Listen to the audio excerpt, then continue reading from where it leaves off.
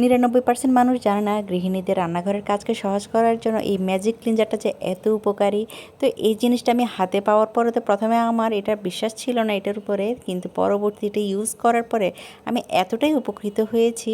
তো চলুন আমার রান্নাঘরের কাজকে সহজ করার জন্য এই ম্যাজিক ক্লিনজারটা কতটা উপকার এসেছে সেটা আপনাদেরকে সচক্ষে প্রমাণ করে দিই।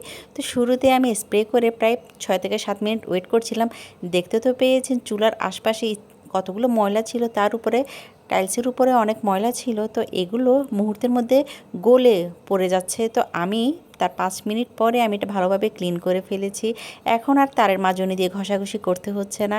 দেয়ালে, চুলার আশপাশে কোনো জায়গায় আমার ময়লা নেই, নিজে থেকে এগুলো উঠে গিয়েছে। শুধু একটা কাপড় দিয়ে একটু মুছে নিচ্ছি। দেখতে তো পেয়েছেন মুহূর্তের মধ্যে পুরনো দাগ আর যে সকল জং পড়া ছিল সেগুলো উঠে গিয়েছে। আর আমার চুলাটাও এখন ঝকঝকে আর চকচকে করছে।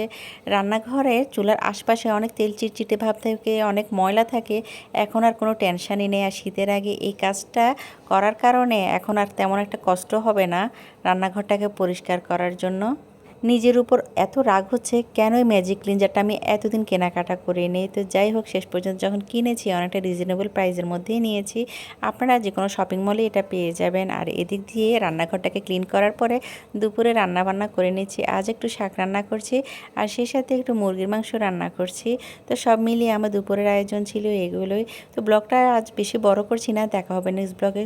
সবাই ভালো থাকবেন, সুস্থ থাকবেন। আল্লাহ হাফেজ, আসসালামু আলাইকুম।